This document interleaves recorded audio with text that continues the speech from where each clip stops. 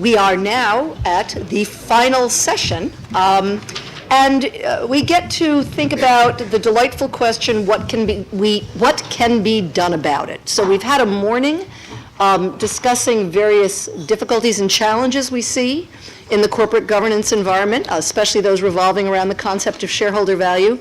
I found the morning personally very inspiring. I'm not sure we could have even had a session like this with so many people who are so influential gathered in one place to discuss that problem. And that actually frees us to start talking about possible solutions. And I'm very pleased to be able to introduce two people who are beautifully positioned to discuss solutions. I guess, Andre, you're listed first. The first is Professor Andre Spicer, who is a professor of organizational behavior at the Cass Business School at the City University of London. He is also a director of Ethos, the Center for Responsible Enterprise, and I couldn't help but notice in his bio, his latest research project is on investigating stupidity within firms. So I'm going to want to talk to you about that afterwards. So I've been told that each of our introductory speakers should aim for around 10 minutes, and I'll poke you if you go too far over. Okay, thank you very much, Lynn, and thank you to the organisers for this fantastic day, and our sponsor at the Parliament. And, you know, a lot of work always goes into organising these things. So what we've heard so far today are a series of things which could be summarised, as we fashionably do today, into tweets. So the first tweet would be, shareholders do not own corporations. The second tweet would be, maximising shareholder value is a tragedy for the economy. The third tweet might be, and this is perhaps the one which I might give as a specialist in management in organisations, maximising shareholder value is bad for not just the economy as a whole, but how companies are managed. MSV equals bad management. But I think, and the fourth tweet would be, there are alternatives: co-ops, B Corps, shareholder companies, which are broader in their senses. So this is what we've found out so far today. You've got some nice things for your Twitter feed. But the question really is, what should we begin to do about this? And I'd like to start with a rather flippant proposal, kind of a way of maybe loosening our sort of minds of thinking about it, and then move to some more kind of concrete, slightly more nerdish kind of proposals, because in fact, I'm sure there's a nerd hiding in every single one of us in this room somewhere. So let's start with the flippant proposal. The flippant proposal is that we need to learn something from the food industries here. And in particular, we need to learn something from a movement called slow food. So the central message behind slow food is that we need to junk fast food or junk food and move towards slow food. So what I'd like to say is that we need to get rid of fast management, or junk management as I'd prefer to call it, and move towards what I might call slow management. Now, the characteristics of, let's call it junk management, is essentially management styles which are low content and high on image. It looks nice, but there's basically nothing behind it. This is the corporate bullshit which you hear all the time. And I use the word bullshit very specifically, as Harry Frankfurter does in his fantastic book on the topic. The second thing is mass-produced and standardized. Basically, it's the idea that you can take management off the shelf and apply it anywhere, whether it's manufacturing widgets or training university students. The third idea is that essentially, like all fast food, it leads to energy spike initially. You get hyperactive, you're on for a few seconds, and then your energy crashes, as you're probably happening now, right? So firms do the same. Hyperactive share results and then crash performance. And then finally, it leads to disastrous long-term effects. You get fat, you're going to develop diabetes. Novo Nordisk is going to probably like you then, but probably your national healthcare organisation or insurer isn't. And probably you're going to start going into some sort of crash courses of diets and binges, these kind of things, which, as we know, we don't work. So I think this is the kind of current management style which we have. Low on content, high on image, mass-produced and standardised. An MBA can work anywhere, plug-and-play management.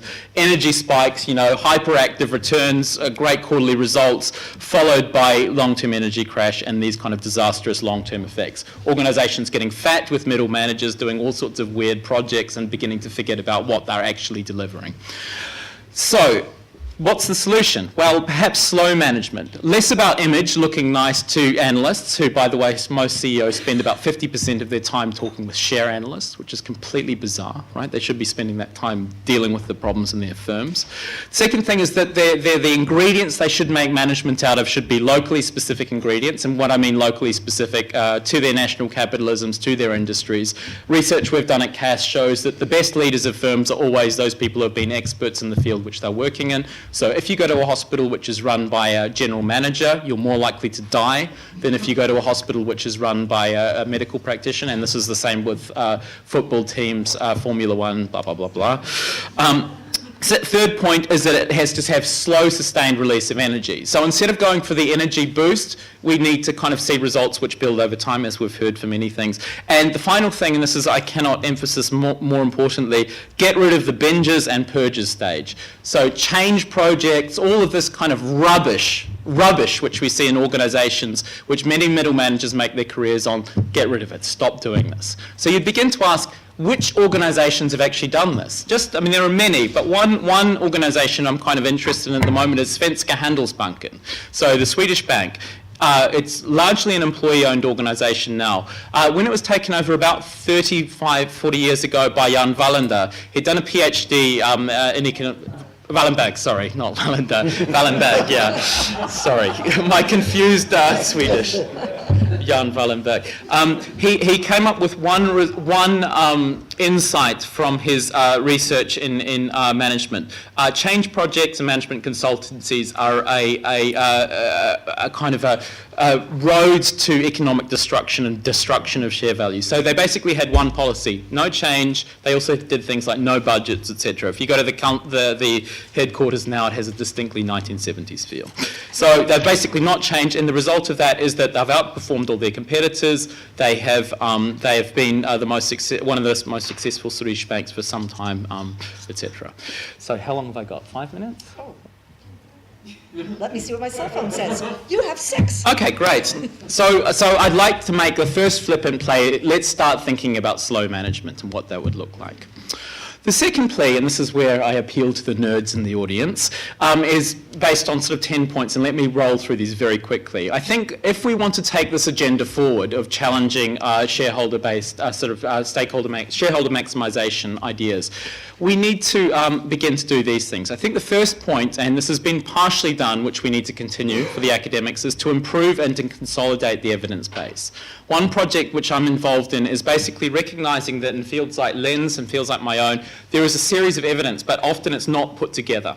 Right? So one thing which we need to do is to begin to put together evidence in different areas so we can make a compelling case to people who don't necessarily care about law or management or politics, but a combined case. The second thing I think is we need to develop a set of resources and infrastructures around those ideas. As Dieter Plaver has pointed out to us so eloquently today, the reason why the neoliberals, who were a very small, marginal and freakish group, won the day was that they were able to build a network, a series of institutions, and mobilize resources around them. And also they kind of learned a lot from the Trotskyists, right? They were insurgents. Actually, a lot of them used to be Trotskyists as well, right? So insurgency is important here. The third thing is develop the public narrative. And this involves, in spaces like this, kind of getting the stories and the narratives, the tweets into public discourse, some of the wonderful kind of facts which Lynn brings up. These are kind of important things which need to be brought up again and again and again. And broadening the public debate, beginning to push these things into public debate. And I think we're beginning to see it thanks to the work of many people in the room. Point 4, I think we need to begin to apply these to policy themes. So I was told that there's a magic square of European policy themes, and I'll just quickly go through them. Environment, this is a clearly area which we can begin to apply the questions around maximising shareholder value, show that there's problems involved in it. Such as, for instance, if we think about waste supply chains, who controls the waste supply chains in Europe?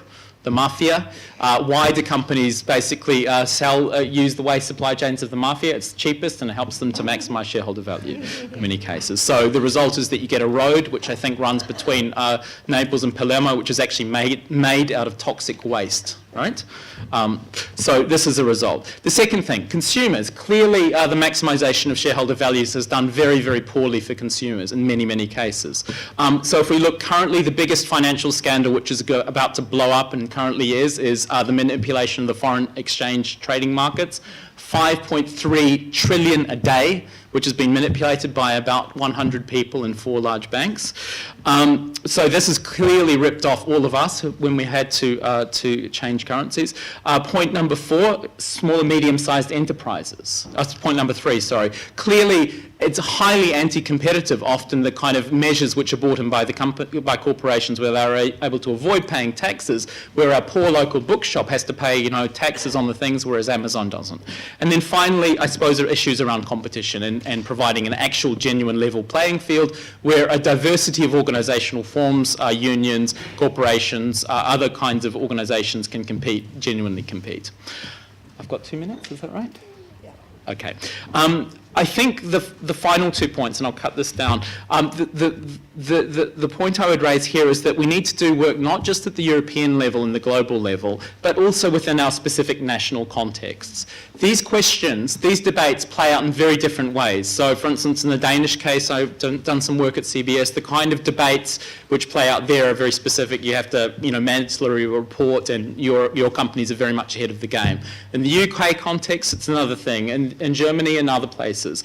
And part of that involves, I think, cleaning out recently introduced issues around maximising shareholder value in some national areas, but also the creative work of injecting in new ideas.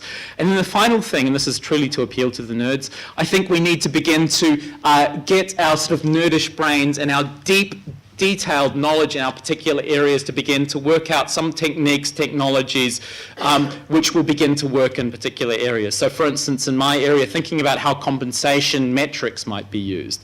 In the area of the lawyers in the room, the kind of legal frameworks. In the areas of accountancy, metrics, measures, balanced scorecards. And there are people doing fantastic work here, but it needs to be sort of mobilised, articulated, and almost provided in a kind of handbook-like style. So I think I'll leave it there and pass along to my esteemed colleague next to me. So thank you.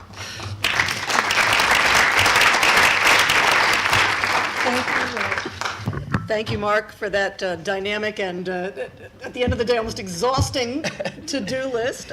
All of the items make sense. And our next speaker is Mark Drewell. He's had a variety of leadership positions with various for-profit and non-profit organizations, including one that he and I share, the Aspen Institute. But he's here today in his hat, wearing his hat as CEO of Globally Responsible Leadership Initiative. Thank you very much. Hi, everybody. I'm conscious that I'm between us and the real work now, which is getting into the dialogue. And I was amused to think that we'd spent time overrunning on the opportunity of each of us expounding our views and doing precisely the opposite of what we've learned in the last 10 years of driving change around responsible leadership, which is the quicker you get people into a conversation, the faster you have the possibility of an interesting outcome. However, such is the logic of the political landscape, I guess. Two things I'd really like to just chuck in to perhaps help us as we go into this piece of work. The first one is a high-level reflection, and this for me feels important because our journey in this as an organization started in 2004 when we got 21 companies and business schools together, and we said, what do you have to do to create a new generation of globally responsible leaders? And after meeting every 6 weeks for 3 days for a year and arguing like hell, we came up with the conclusion you have to revisit the purpose of the corporation. And that was in 2005. So this journey for us has been a long road, wrestling with, okay, so that's the insight, what do we do about it? Our particular piece on it was to say, well, we can't change the world immediately, so we'll just try and change the world's 20,000 business schools. So we started to do that, and fundamentally, we ended up with two approaches that, again, might be helpful to think about when we think about what next after all this wonderful work that Chris and the team have done to put us together. The first one was that we said, where is the single biggest lever in the system that we can ultimately pull. And 7 years ago, we said it's the accreditation systems of the two big global organizations that set the rules for management education. And 1 year ago, we finally got both of them, the Americans and the Europeans, to put into their accreditation systems for their top-tier schools very, very simple idea, which was that to be an accredited top-tier school, you have to articulate your vision of what your contribution to society is, defined socially and environmentally, and then unpack in every aspect of what you do how you live that role.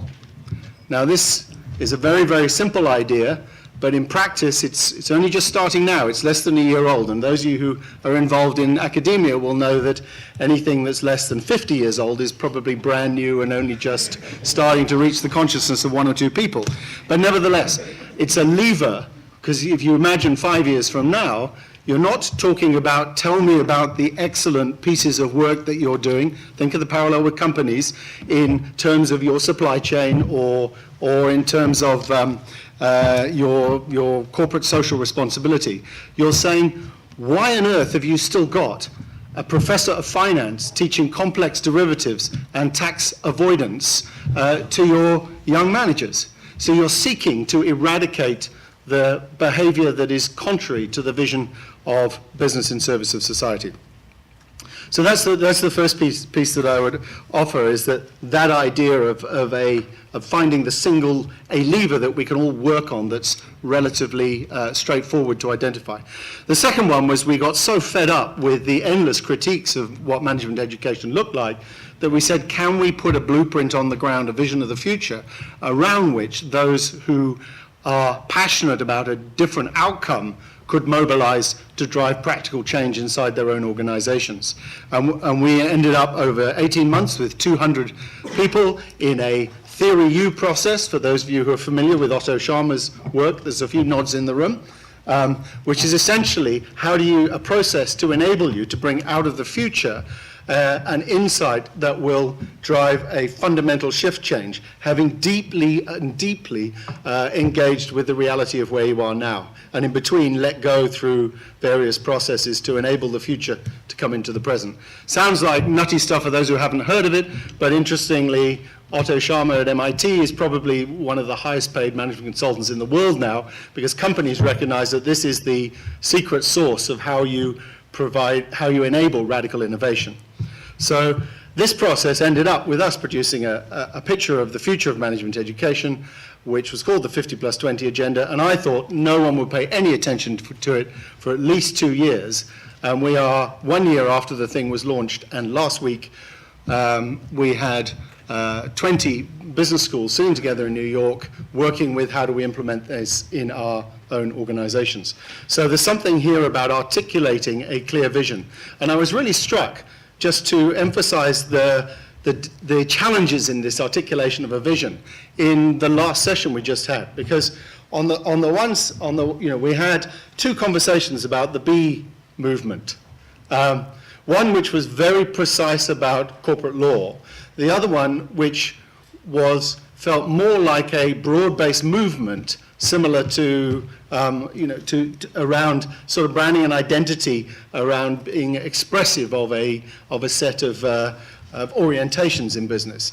And so there's something in that that's quite challenging for us in terms of what you do next, to kind of wade through and work out what's the stuff you're really going to do that might be a driver of change. So that's kind of a couple of thoughts to kick off with. And then finally, we only touched on the cooperative movement. I know in the UK, cooperatives and employee-owned businesses are an exploding dimension of what the business landscape looks like. And I think there's a lot more for us to look at in terms of exploring the alternatives around commons, global commons-owned businesses, trust, social enterprise, the nature of family businesses, a whole bunch of stuff in there. And one of the practical things that we think is important is the potential of legal academics and business schools to start working on this. Because I recently stood up in front of 400 deans of business schools, in fact last week in San Francisco, and asked the question, does anyone have the picture of the corporation that serves the common good? Because if you do, then the Nobel Prize is waiting for you. And 400 deans of business schools, not one of them was able to put up even half a hand. So that's really exciting and interesting. If you turn it to a positive, if you're a researcher, wow, we don't know the answer to this. This is Nobel Prize stuff. You can become much more famous than our dear friend who produced all that nonsense about shareholder primacy. So, with that closing remark, I will hand back to our facilitators. Lynn, Chris. And thank you very much, Mark,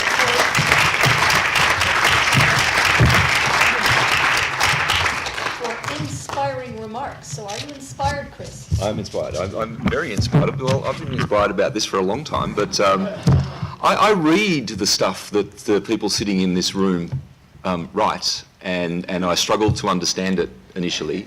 And from time to time it dawns on me and I have those aha moments where it all starts to make sense, and I'm now in a privileged position where I actually get to teach the stuff that these guys write. So I'm terribly excited. What we need though to do is to take it away from us talking, get you guys talking initially to each other, and then for a very short period of time, and then come back in here and we're all going to have a conversation together. Some of you will have picked up a little one-page sheet as you registered this morning which has 4 questions on it, and don't panic if you haven't got it. We've got plenty of them. What we're going to do in a moment is we're going to take, it says 20 minutes on the sheet, but we're running out of time, so we're going to take 15 minutes. We're going to break up into groups of 2 or 3 or however many you want to break up into. We can use outside as long as we're quiet, I think, and you can use, there's plenty of room in here.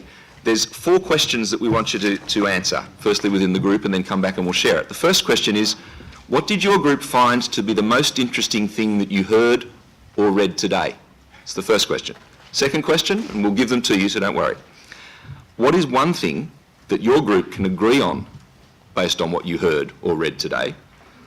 Third question, what should the purpose of the corporation project do next? The fourth question, what could we as a society do?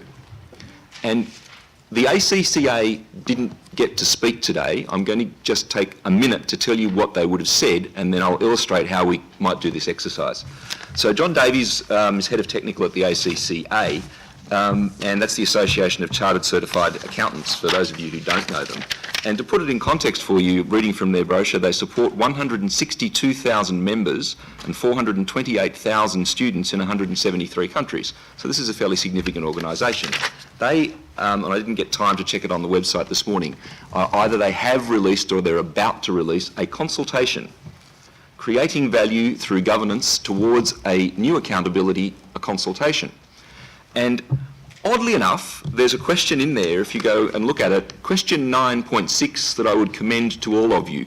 Question 9.6 reads, is there a need to review the purpose of the corporation and its role in society?